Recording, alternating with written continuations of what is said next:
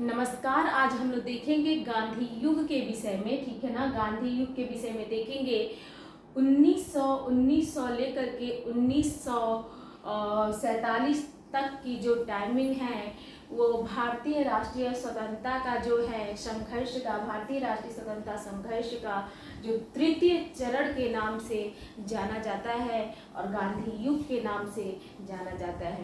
तो हम लोग इसके विषय में देखेंगे। आप लोग गांधी जी से तो अवगत ही होंगे। गांधी जी उन चमकते सितारों में से रहे जिन्होंने हमारे देश को स्वतंत्रता दिलाने के लिए अपना सर्वस्व न्यौछावर कर दिया। इनके विषय में हम लोग देखेंगे कि महात्मा गांधी का जो जन्म है, महात्मा गांधी का जन्म 2 अक्टूबर 1869 को 2 अक्टूबर 1869 को गुजरात प्रांत के पोरबंदर नामक स्थान पर हुआ था, ठीक है ना।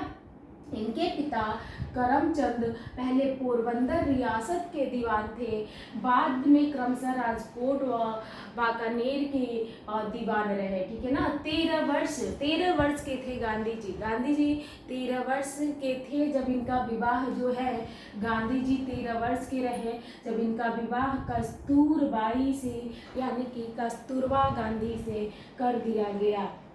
62 वर्ष तक जो है 62 वर्ष तक वैवाहिक जीवन इन्होंने साथ में बिताए, ठीक है ना। वैवाहिक जीवन 62 वर्ष तक इन्होंने साथ में बिताए। 1944 ईस्वी में पूना के ब्रिटिश जेल में 1944 ईस्वी में पूना के ब्रिटिश जेल में कस्तूरबा गांधी का जो है कि स्वर्गवास हुआ था, ठीक है ना। 1944 में पूना के ब्रिटिश जेल में।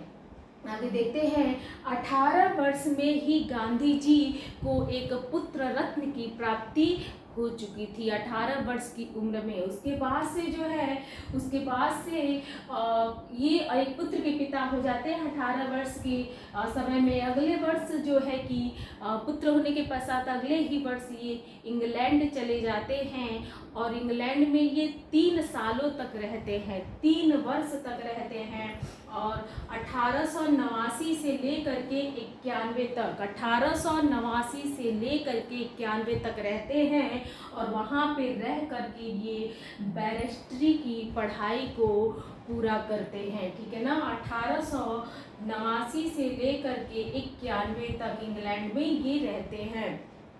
फिर ये भारत लौटते हैं।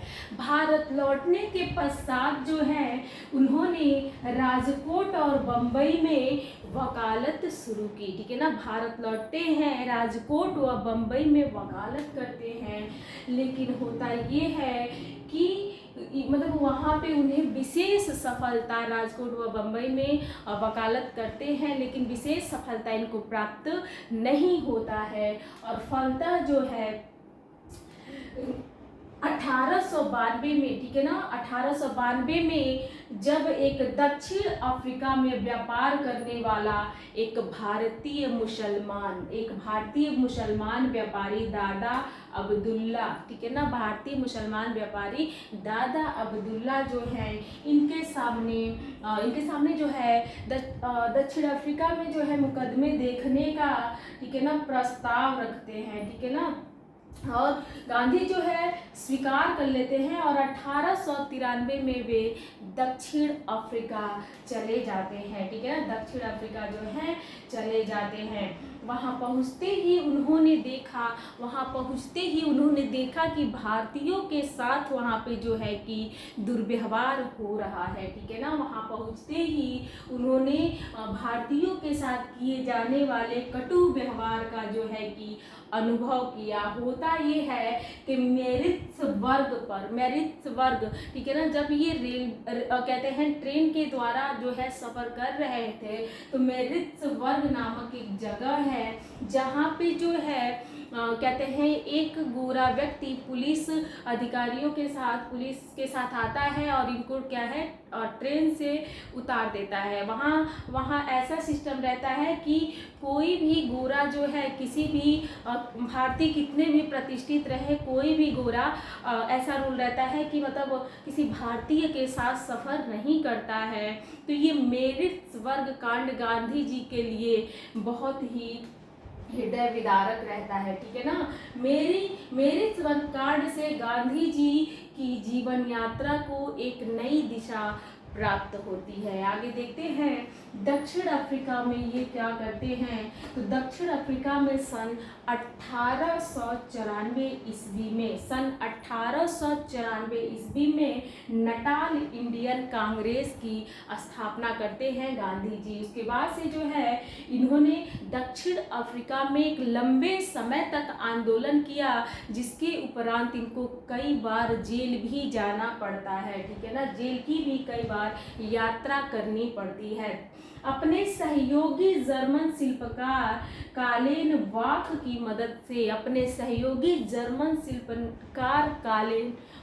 की मदद से टॉलस्टॉय फॉर्म की स्थापना करते हैं दक्षिण अफ्रीका में, और वहीं ये रहने लगते हैं। दक्षिण अफ्रीका में जो है इंडियन ओपिनियन नामक अखबार भी गांधी जी ने निकाला था। 1904 में गांधी जी ने फिनिक्स फार्म आश्रम की भी स्थापना की थी। 1904 में गांधी जी ने फिनिक्स फार्म आश्रम की स्थापना की थी। 1914 में दक्षिण अफ्रीकी सरकार के द्वारा, ठीक है ना, 1914 में दक्षिण अफ्रीकी सरकार के द्वारा अधिकांश काले कानूनों को रद्द कर दिया जाता है, सिर्फ इसलिए कि गांधी जी ने वहाँ पे बहुत ही आंदोलन किया, बहुत ही संघर्ष किया, और इनके आंदोलन के तहत दक्षिण अफ्रीकी सरकार ने वहाँ जो भी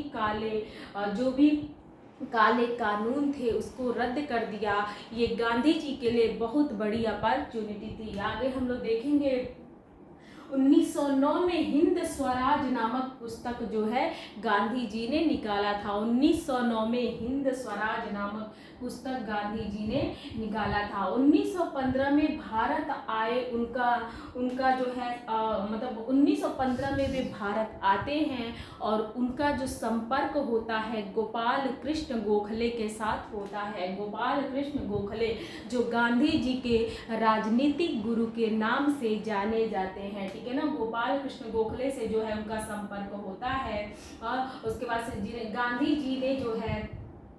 गांधी जी ने अपना राजनीतिक गुरु बनाया, और इन्हीं के प्रभाव में गांधी जी ने भारत के सक्रिय राजनीति से अपने आप को जोड़ा, ठीक है ना। गांधी जी ने गोपाल कृष्ण गोखले की सहायता से भारत की सक्रिय राजनीति में गांधी जी उतरते हैं। उसके बाद से भारत में जो है 1916 में अहमदाबाद में साबरमती आश्रम की स्थापना करते हैं, और 1917 में चंपारण में सत्याग्रह का पहला प्रयोग करते हैं, ठीक है ना। 1917 में, ठीक है ना, कहते हैं।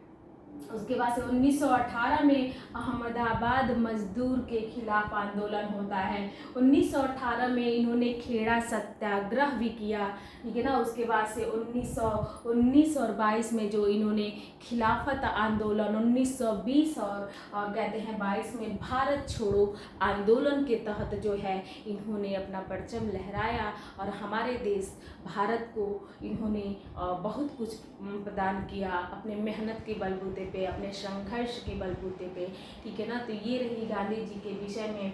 और कहते हैं गांधी जी की जो उपलब्धियां रही भारत में, इन्होंने कहते हैं अहमदाबाद में साबरमती आश्रम की स्थापना, चंपारण सत्याग्रह, अहमदाबाद मजदूर आंदोलन, खेड़ा सत्याग्रह, खिलाफत आंदोलन, भारत छोड़ो आंदोलन, रॉलेट एक्ट के तहत भी क्या है गांधी जी लड़े बोले, ठीक है ना। तो ये इन्होंने क्या है बहुत से बातों पे जो है अपने विचार दिए, आंदोलन किया, चीज़ों को क्या है सत्य व अहिंसा के साथ कहते हैं इन्होंने सुलझाने का प्रयास किया, ठीक है ना। इन्होंने सदैव कहते हैं अहिंसा का मार्ग अपनाया और सत्याग्रह का प्रयोग किया। आज के लिए इतना ही। Thank you very much.